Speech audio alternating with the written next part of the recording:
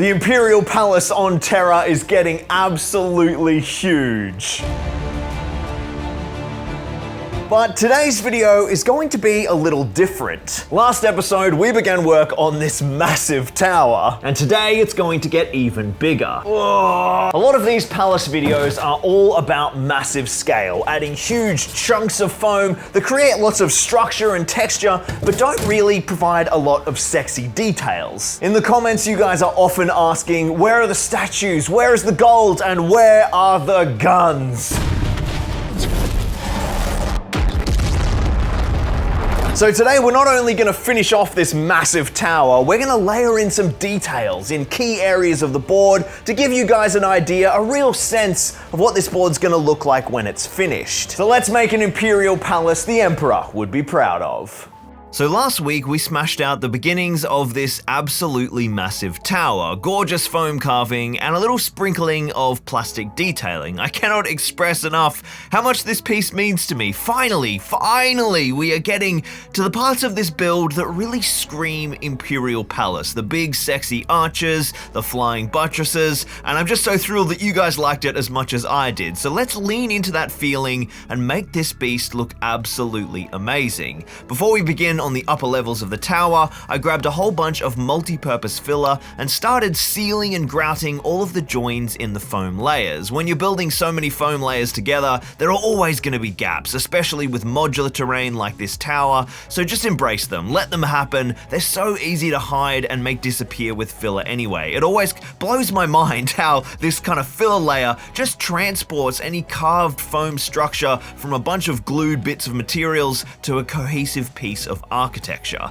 Then it's time to slap down a big prime, and crikey, this was easily the most difficult piece of the palace to prime so far. As always, a big hit with the spray gun, doing multiple coats on all of the foam components, and then some work with rattle cans on the plastic details to lay down a really good prime across both materials. And then it was time to deliver on a promise that I made to you guys. Before we can begin our major detailing, it's time to deploy the full Imperial Palace built so far. So this is everything we have built so far, and far out, this tower is like the ultimate centerpiece for the whole board. There is still obviously a lot to do. We need all of these front skirts and extra walls to be built on. This whole area has just no detail at all, but we can definitely see the scale, right? The layout, the kind of shape of this board is really coming together. Now, today's video is all about scale and detail, and the only real part of the piece that kind of comes close to the right level of detail is the very first gatehouse, which is painted and fully blinged out, although it could definitely do with more.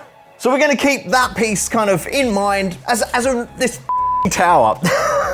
So this is going to be kind of a great reference of the amount of detail I want across the whole board in our detail makeover for the Imperial Palace. And we're going to start with the massive tower centerpiece. Step one is to pack everything we just set up back down to get some damn space in this workshop, and crikey, I already need a new set of Patreon shelving. We'll have to start saving the pennies for that one because it is getting packed in here. Then I grabbed the top section of the tower and slapped it down straight on the floor so that we can get easy access to the upper levels without a damn ladder, and set about planning the upper foundation. I grabbed some blocks of 70mm thick XPS foam and cut them down to size on the hot wire cutter, and then gave them a gentle chamfer to match the sloping supports on the front of the lower bastion, and then grabbed foily and bricky and hit them with some classic Zorpazorp foam texturing before mounting them on the rear of the bastion in a perfect spot to support our next level, as well as adding a little bit of detail to this back section of the build.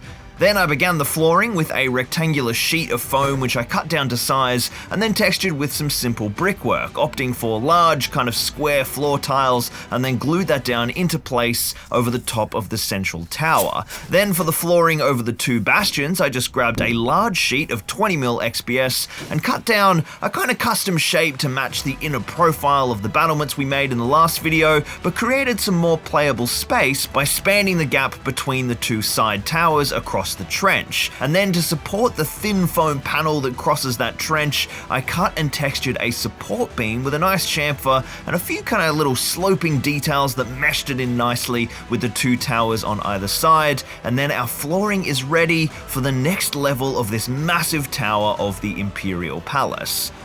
I decided to begin by continuing our main central tower upwards, the one with all the arches, and I started by cutting some more 70mm foam to make some sexy pillars, just like our lower arch tower, but I made them a little bit smaller to start tapering upwards with smaller structures at the top, moving towards that kind of big spirey tower form. But then I just gave up on my studio. We had a surge of icy winds come up from Antarctica this week, and temperatures plummeted across the South Island of New Zealand, and my uninsulated studio is pretty miserable early in the morning and late at night, so I grabbed the top section of the bastion and took it into my live streaming studio, which has a small 6x4 gaming board that we can set up a secondary crafting station on, and my mini painting bench is gonna have to do for carving some foam. Now, some of you might have noticed in the last couple of videos I have been rocking some new threads rather than my boring old Zorpazorp shirt. The awesome folks over at Into the AM hooked me up with some wicked new gear, including this new performance polo, which is just super comfy, some of their classic basic range, and some of their graphic tees, which just have a huge range of awesome designs, just like this spaceman who is covered in barbecue sauce. Look, I've been wearing these tees, they're really comfy. Their stuff is so comfy and it's really great quality, and they've got just this range of awesome designs that can get you hyped to hobby. Go and check out the link in the description or use code ZORP at checkout to get 10% off. And if you guys just buy like a heap of wicked apparel, maybe they'll send me some jumpers for the New Zealand winter. I finished off our 4 new pillars with a brick pattern and a bunch of texture from Bricky and Foily, and then grabbed some large foam panels and began on our walls and archways, and the rest of this process is pretty similar to the lower level that you guys saw in the last video, so I won't bore you with the same stuff, but I'll focus on the few changes that make this tower different. I decided the 2 side walls would actually be completely solid, so I just added some simple solid stonework texture and recessed the walls in between the pillars, and then added a little accent kind of base piece to rise up above our battlement and mesh the bottom of this tower with the foundation that we just made. Then for our front and back, we're going to repeat the sexy arched forms from the lower tower, but this time with a kind of slimmer arch, again emphasizing that reduction of size and scale as we move up the tower to that sharp, pointy roof at the top. I made our first archway the same as the lower ones with a thick 20mm sheet of foam, but then to lean into that kind of tapering vibe even more, the outer archway was actually carved from a 10mm sheet, and I just love how those kind of different thicknesses of foam layered together. I gave it all brickwork and textured, and of course chamfered the lips of the arches just as before, and then I glued all 4 walls together with our pillars and used some skewers to keep them straight and true as they dried, and I am just pumped about how this next tower level is starting out. But now it's time to smash out the roof of this mighty tower, and here we need to lay the perfect foam foundation for a heap of plastic detailing to come. So I started with experimenting with some sloping roof panels and some stone pillars, and I then cut and textured 4 panels for the first part of our sloping roof and glued those in place to the height of our new pillar toppers. Then I mounted a flat plinth textured with more stonework that will act as the base for the next level of the roof. More sloping roofline using some offcuts that I'd made when I cut down those first roof panels I experimented with, and I then mounted another plinth to continue this theme of sloping rooflines and then plinths reducing and terracing in size as we move up the build. Then with our core foam structure finally finished, it was time at long last to add in some plastic detail. I started by knocking up 4 more Civitas spires, just like I used on the top of the flying buttresses for the lower tower, using the same set of foundation platforms and tower levels, capped with an awesome pointy roof. I glued all 4 down onto the tops of the main pillars and then grabbed some more spire pieces, but a piece that I've barely used so far in this project, this awesome little foundation piece with lovely sloping roof lines and doors and windows, the perfect plinth for our next range of tower spires. I then grabbed some more spire pieces and assembled 4 new towers, but had to do some clever combinations, flipping some of the tower levels upside down and building out the hollow bottom layer with a layer of foam to get those pieces to work the way I wanted. And then after some nice, sharp, seriously spiky roof spires, there's like blood running all down my arms, I glued them down onto our top plinth to make the apex of our top tower. Having fallen in love with these new pieces, I created some little custom foam foundations by jutting out from the sloping roof to glue half foundations set on an angle against some foam dressing to make another mounting point for a new level of tower spires, and ended up adding 2 on the front and 2 on the sides to just keep building up the layers of spiky detail. Then, to bling out all of these towers to the max, it was Buttress time. The Civitas kits have these amazing mini flying buttresses, and I started by cutting off the top of the foam pillars so that I could mount these buttresses lower down into the foam, using these pieces to break up that hard line between the foam and the plastic materials and get these structures really blended together harmoniously. And with those down, our top section is looking nice, but the base of the tower still needs a lot of work, starting with our side panels. I cut away another archway here in 10mm foam to overlay our solid wall piece that we made earlier and create this much more decorative finish to that foam wall, and capped it with a little ledge of foam jutting out up above, and then grabbed the second style of buttresses from the epic scale scenery kits and mounted them onto that ledge, just creating a lovely layer of plastic detail on this previously boring flat plane of foam.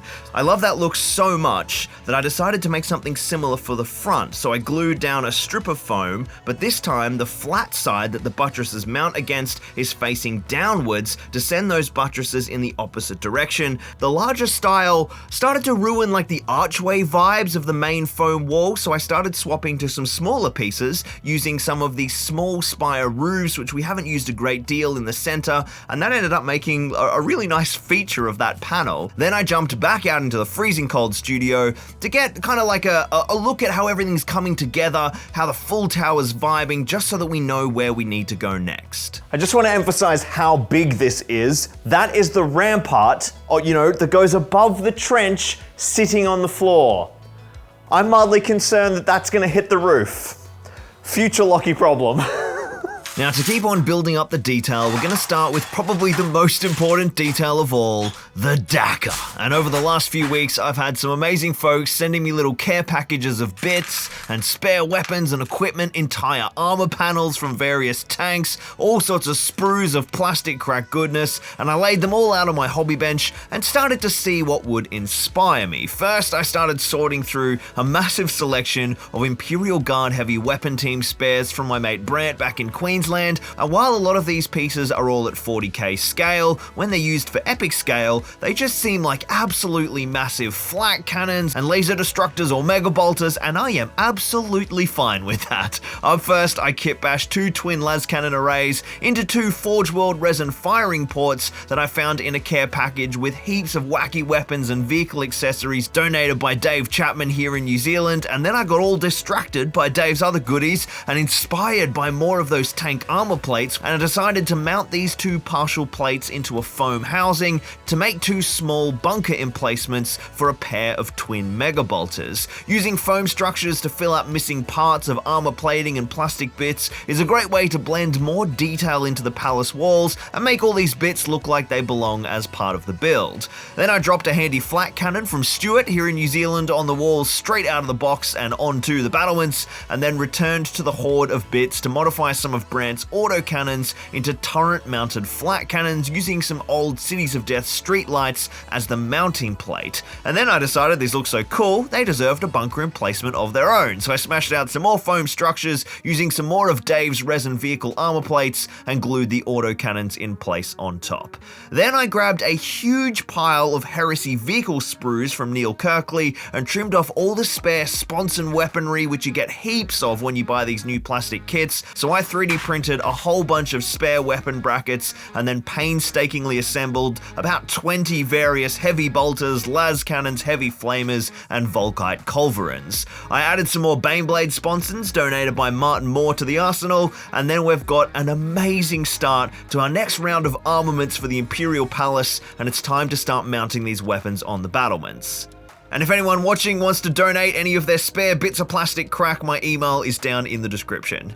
To mount our first weapons to the walls, I knocked up a little support plinth from some buttresses and some manufactorum parts and mounted one of the sponson heavy flamers to the side of our spire tower, and then added in some Promethean piping to keep the flamer well supplied to immolate the enemies of the Emperor. I mirrored this on the other side and then grabbed some old Cities of Death buttresses and began to layer in more plastic details here in the archway, accenting the corners of the foam stonework. Then down in the lower battlements, I wanted to amass a huge array of weaponry, so I grabbed some of the silo mounts from the manufactorum kits and filled them out with a little foam so I could mount all our sponson Volkite culverins, and then deployed them to the walls to cover the trench to incinerate any traitors running the gauntlet.